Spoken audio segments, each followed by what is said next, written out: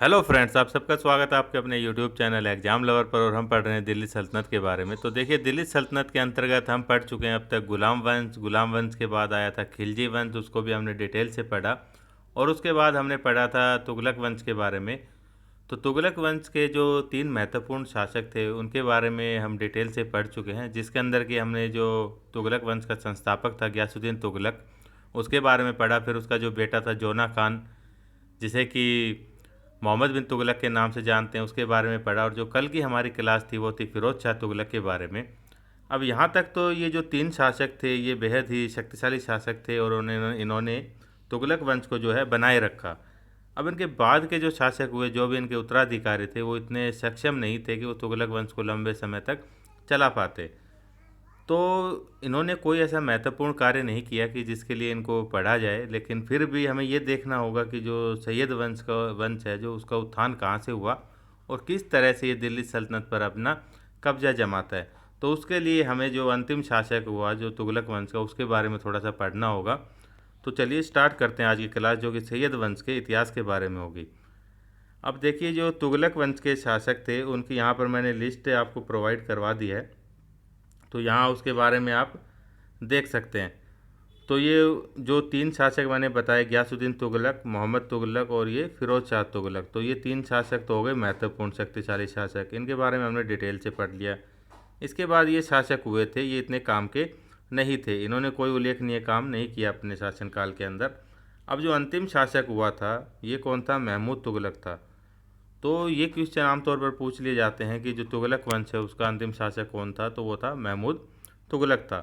तो अब थोड़ा सा महमूद तुगलक के बारे में पढ़ लेते हैं, ताकि हम जो अपना बेसिक है, जो जैसे कि जो सैयद वंश है उसकी स्थापना कैसे हुई, ये जानने में हमें थोड़ी सी मदद मिलेगी। तो चलिए देखते हैं जो तुगलक वंश का अंतिम शासक था, जिसको कि हम महमूद तुगलक के नाम से जानते हैं।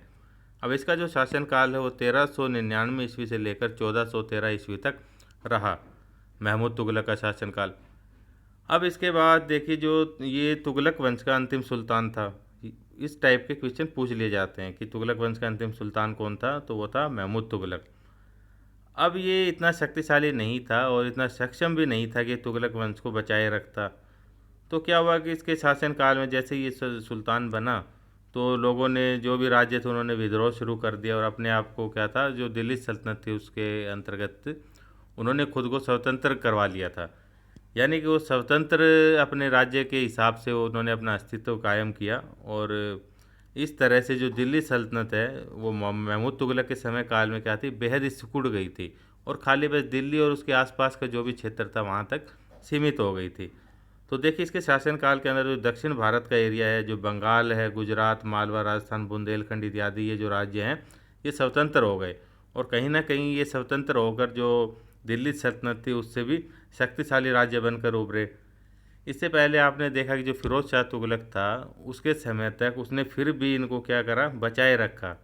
इनको दिल्ली सल्तनत के अंदर इनको शामिल किए हुए रखा। जो भी विद्रोह हुए कुछ थोड़े बहुत तो उसने दबा दिए थे वो विद्रोह। तो इस तरह से राज्य तब तक तो उसके अंदर शामिल रहे। लेकिन उसकी मृत्यु के बाद देखिए अब क्या हो रहा है कि ये जो भी राज्य है ये स्वतंत्र होते जा रहे हैं। और जो दिल्ली का साइज आप देखिए, जो दिल्ली सल्तनत का जो साइज है वो कितना हो गया, वह दिल्ली से लेकर पालम तक ही सिकुड़ गया। यानी कि वह दिल्ली और उसके आसपास वाले एरिया तक ही वो सीमित रह गया था।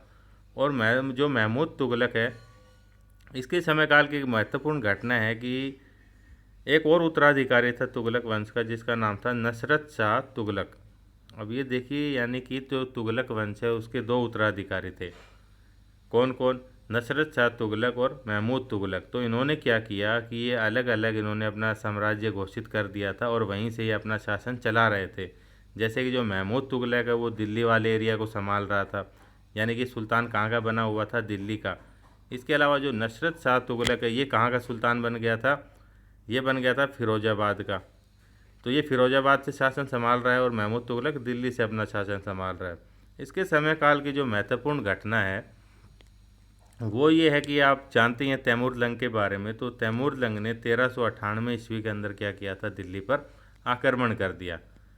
अब आक्रमण किया तो ये दोनों जो शासक मैं बता रहा हूँ आपको, नुसरत शाह तुगलक और महमूद तुगलक, ये दोनों ही घबरा गए और डर के मारे क्या हुआ, ये अपने अपने प्रदेशों को छोड़कर वहाँ से भाग जाते हैं। अब भाग कर ये पता नहीं कहाँ चले गए, कोई अता पता नहीं था इनका। लेकिन जो तैमूर लंग है उसने वहाँ पर अपना कब्जा जमा लिया दिल्ली के अंदर, और कुछ समय तक वो रुका, कुछ दिन तक रुका, यानी कि 15-20 दिन वहाँ पर रुकता है दिल्ली के अंदर। और भाई काफ़ी इंतज़ार किया, काफ़ी ढूंढने की कोशिश की इन दोनों शासकों को, लेकिन इनका कहीं भी पता नहीं चला।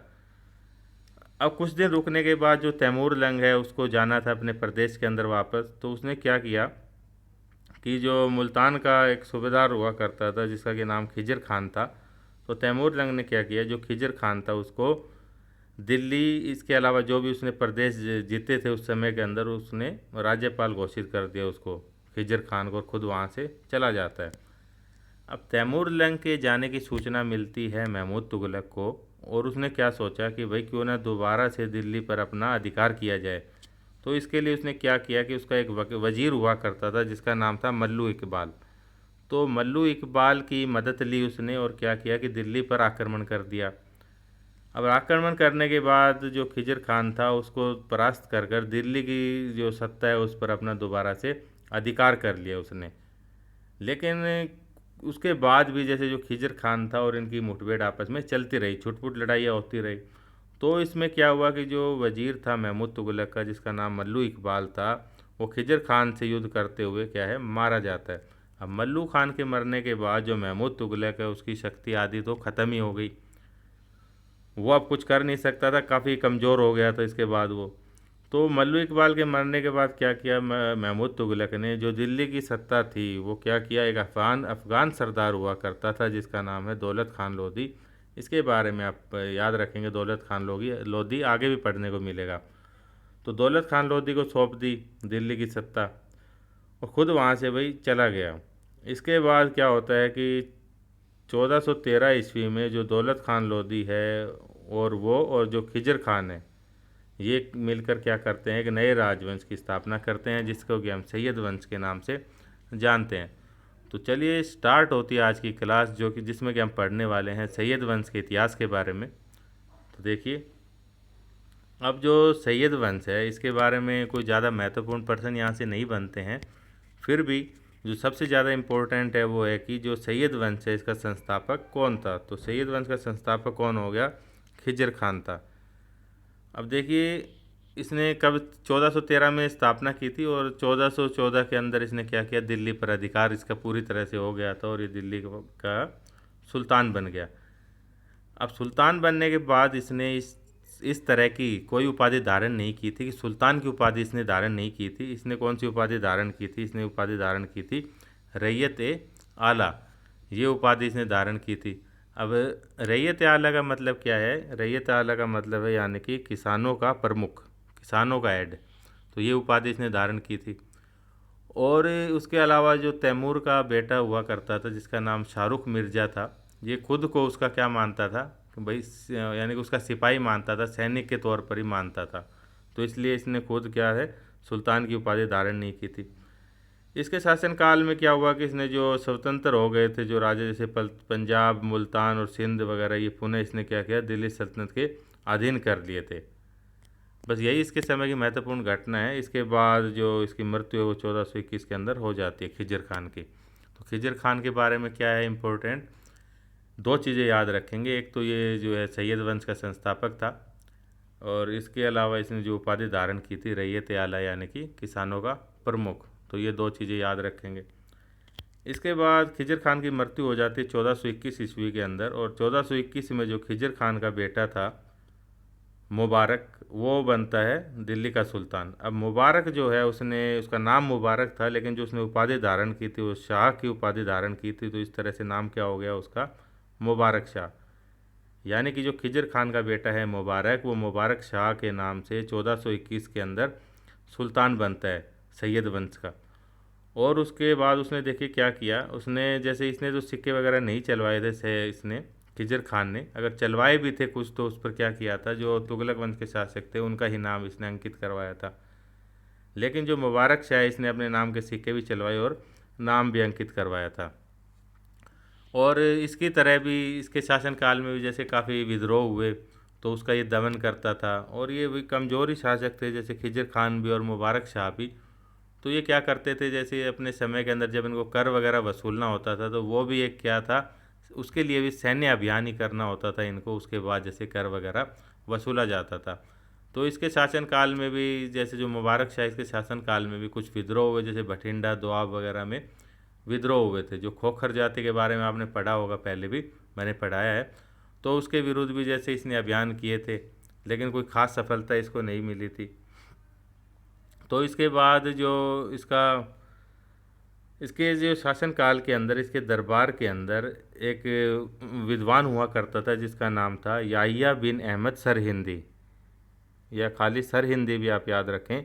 याहिया बिन अहमद सरहिंदी ये विद्वान हुआ करता था और उसने एक पुस्तक लिखी थी जिसका नाम था तारिक ए मुबारक शाही। तो आपसे पूछ लिया जाए कि तारिक ए मुबारक शाही एक पुस्तक है, इसके लेखक कौन है, तो इसके लेखक थे सरहिंदी।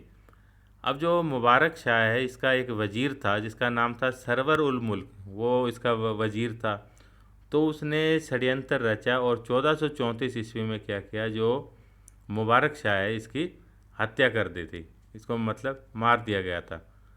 तो ये सैयद वंश का सुल्तान हो गया। इसके बाद में देखिए सुल्तान कौन बनता है, इसके बाद बनता है मोहम्मद शाह। इसका शासनकाल जो है वो रहा 1434 ईस्वी से लेकर 1445 ईस्वी तक। अब मुबारक शाह कौन था, मुबारक शाह जो है ये भतीजा था किसका, नहीं, मोहम्मद शाह कौन था, ये मुबारक शाह का भतीजा था ये। ठीक है। इसके बाद देखिए मालवा का जो इसके समय पर क्या हुआ, मालवा जो प्रदेश है वहाँ का शासक था जिसका नाम महमूद था। तो महमूद ने क्या किया कि दिल्ली पर आक्रमण किया।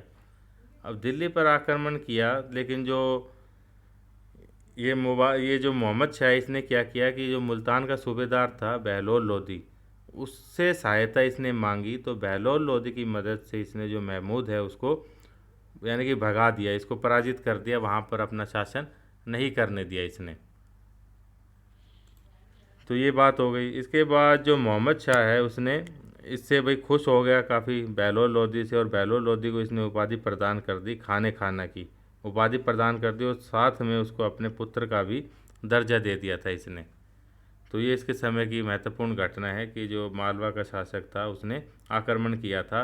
और यहीं पर आप देखेंगे इसकी एंट्री होती है बहलोल लोदी की, जो कि लोदी वंश का संस्थापक बनेगा।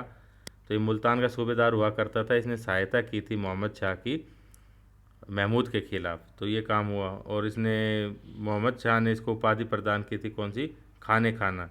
इसके बाद 1445 ईस्वी के अंदर क्या हुआ, इसकी मृत्यु हो जाती है मोहम्मद शाह की। इसके बाद जो शासक बनता है वो था अलाउद्दीन। बढ़ते हैं आगे। इसके बाद देखिए जो मोहम्मद शाह था उसका बेटा इसकी मृत्यु के बाद शासक बना। नाम अलाउद्दीन था, लेकिन जो उसने उपाधि धारण की थी वो आलम शाह की थी, इसलिए पूरा नाम क्या लिखा जाता है, अलाउद्दीन आलम शाह। तो अलाउद्दीन आलम शाह क्या बना, सुल्तान बना। और उसके बाद देखिए वो बिल्कुल भी योग्य शासक नहीं था, वो बहुत ही आराम पसंद और विलासी प्रवृत्ति का था, कोई भी गुण उसके अंदर नहीं था। अब इसके शासनकाल में क्या हुआ कि उसका एक वजीर हुआ करता था, यानी कि किसका, अलाउद्दीन आलम शाह का, हमीद खान। तो उससे उसका कोई लड़ाई झगड़ा हो गया, उससे अनबन हो गई। तो इस अनबन के चलते वो डर के मारे क्या हुआ, वो बदायूं में भाग जाता है। बदायूं यानी कि उत्तर प्रदेश के अंदर है, तो बदायूं में भाग गया वो। उसके बाद अब देखेंगे कि दिल्ली की सत्ता पर किसी का भी अधिकार नहीं है। तो जो वजीर है हमीद खान, वो क्या करता है, वो बुलाता है किसको, बहलोल लोदी को। तो बहलोल लोदी को बुलाता है कि आप दिल्ली पर आए और यहाँ पर अपना शासन स्थापित करें। तो इस ये खबर सुनकर जो बहलोल लोदी है वो क्या होता है, दिल्ली के अंदर आ जाता है। और यहाँ पर आने के बाद जो हमीद खान है, जिसने कि बुलाया था बहलोल लोदी को, जो कि वजीर था किसका, अलाउद्दीन का, तो हमीद खान की इसने हत्या करवा दी थी कुछ टाइम बाद। तो हत्या करवाने के बाद इसने क्या किया, वहाँ पर अपना इसने लोदी वंश की स्थापना कर दी थी। और दूसरी तरफ आप देखेंगे कि जो अलाउद्दीन आलम शाह था, जो कि भाग कर कहाँ चला गया था, बदायूं में चला गया था।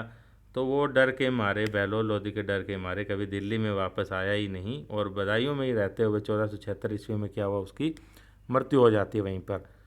तो इस तरह से आप देखेंगे कि जो सैयद वंश है लगभग बस 37 वर्ष तक इसका शासन रहा, उसके बाद जो सैयद वंश है वो समाप्त हो जाता है। तो इसके बाद किसका फिर कौन से वंश की स्थापना हुई, जो बेलोर लोदी है वो लोदी वंश की स्थापना करता है, उसको हम पढ़ेंगे नेक्स्ट चैप्टर में। तो फ्रेंड्स ये थी आज की क्लास। तो रिक्वेस्ट है कि वीडियो को अधिक से अधिक लाइक करें, शेयर करें, चैनल को सब्सक्राइब करें। तो थैंक यू सो मच, मिलते हैं जल्दी अगली क्लास में।